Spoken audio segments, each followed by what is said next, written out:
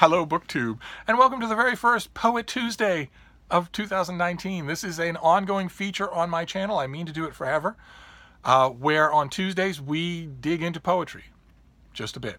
It has been pointed out by a number of BookTube channels that I really like that poetry doesn't seem to get the love that it deserves on BookTube, and I'm partially to blame for that. I have read an absolute mountain of poetry, contemporary and otherwise, in my life in many languages.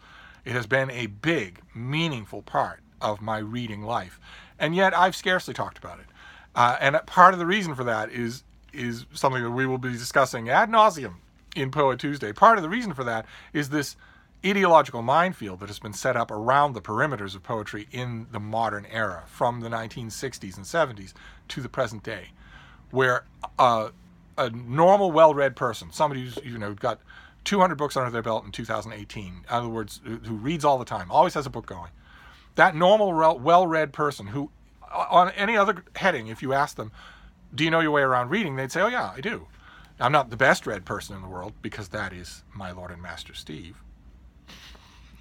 But I'm far from the worst read person. I know my way around reading. If you were to go to that person in the last 60 years and say, okay, how about poetry?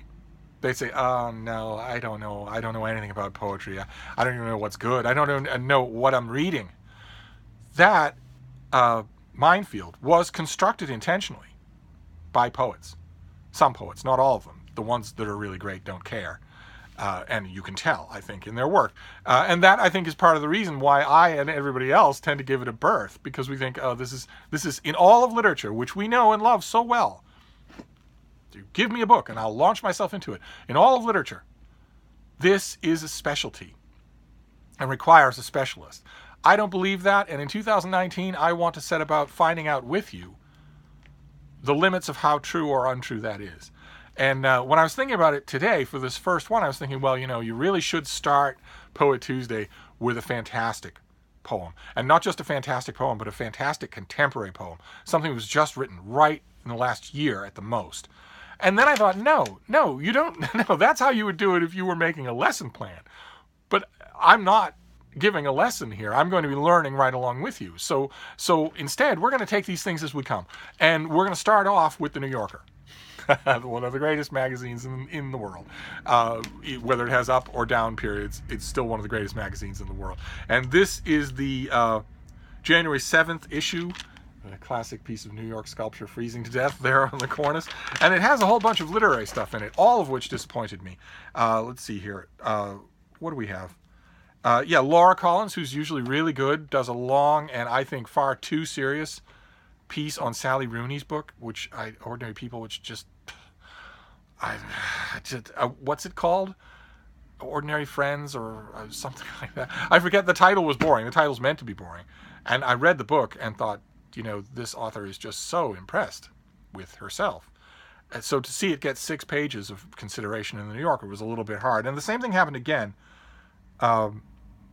elsewhere. Where was it? Oh, yes. Maya Jasanoff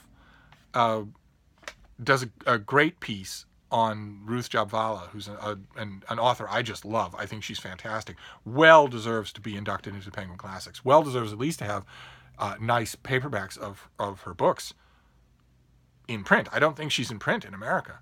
And Maya Jasanoff's piece was really good. It was only I'm not criticizing the piece in this case. I'm criticizing the fact that it was one of those classic long New Yorker literary reconsiderations that has the effect of getting you at the very end of the piece to say, you put the piece down and say, oh, well, I have to read this author, and that's frustrating. And I would prefer it if this piece came out along with a new reissue of all of her short stories and novels. But there was another one too. Oh yeah, Laura Miller did a long review of Sophie McIntosh's The Water Cure that I thought missed as much as it hit in the book. There's a lot to say about that book, but I thought this piece didn't really do it. So that's the way it goes. That's a lot more literary coverage than an issue of the New Yorker usually gives you. So I can't complain. And one of it was about an author I really like. So, thousands and thousands of New Yorker subscribers are going to encounter Ruth Jabvala's name and not have heard it before. So that's wonderful. So I can't complain about the rest of it. I'm glad about the ratio. But it's in this issue of the New Yorker. The New Yorker has 2 poems in every issue, usually. And they are the very definition of contemporary poems, because the New Yorker pays well for them, and they go out to a gigantic audience of non-poetry specialists. That's exactly what we want to be looking at on PoeTuesday. So the poet in question here is Heather Christle. Christle. And one thing I forgot to do with the poetry tag, I will do with PoeTuesday, which is to include all of the information down below. So not just a text of the poem, but the author's name. And in the contributors list we have here, Heather Christle is the author of, most recently, the poetry collection Heliopause, which I did not read, of course. And her first work of nonfiction, called The Crying Book, will be out in November. And this is her poem. It's called Advent.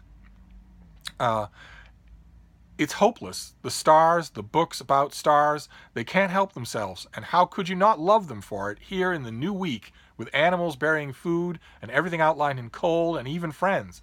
It's hopeless, this mess, this season, all that is lost, and tickets and strangers. What can I say? Only sitting here on this dark bench, waiting for what I don't know. Waiting for what? I don't know. I want this world to remain with me, this holy tumult, which does not know it loves me and you, friends, spectacular driveways, and orange, the vanishing year. And I want to point out that there's no punctuation in here. So the pauses that I was giving this just seemed to me to be right. And on the surface, I think it's easy to see what it's about. It's about the Christmas season, the bustle of the Christmas season, this holy tumult. This time period that is full of new things and the renewal of old things, and they're all in a bustle. And the narrator in the poem is saying that what is it? I want this world to remain with me. And don't we all feel that way in the holidays? Don't we all feel like there's a special kind of tumult in the air that we wish we could retain? That I like. I like that sentiment. If I'm interpreting that that's what that means, then I like that. And I have often felt that. And I think that's a good, important thing to remember about poetry, is that it should be evoking things that we recognize as much as things that we don't.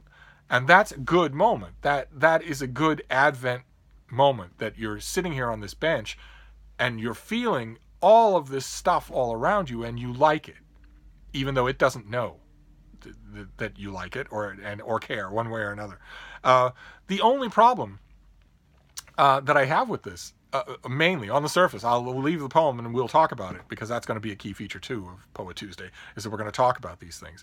But the only problem that I have with it is I think that it's drastically weakened by the fact that the poet does not punctuate it. It does not have any natural starts and stops. I don't know why that would be. I've read this poem several times, and I don't see an organic reason inside the poem why it shouldn't have starts and stops. The number one reason that I would think you wouldn't would be to catch your reading or speaking ear by surprise. So you get to, where was it? Where I stumbled on it myself. Sitting here on this dark bench, waiting for what I don't know. I want this world to remain with me, this holy tumult, which does not know it loves me and you, friends, spectacular driveways, and orange, the vanishing year. When you're reading right through there, either with your eyes or out loud, it's easy to do that wrong, or what I think is wrong. And ordinarily, the fact that happens, that upset of momentum, that sense of suddenly, oh wait, I don't know exactly where the emphasis should go here.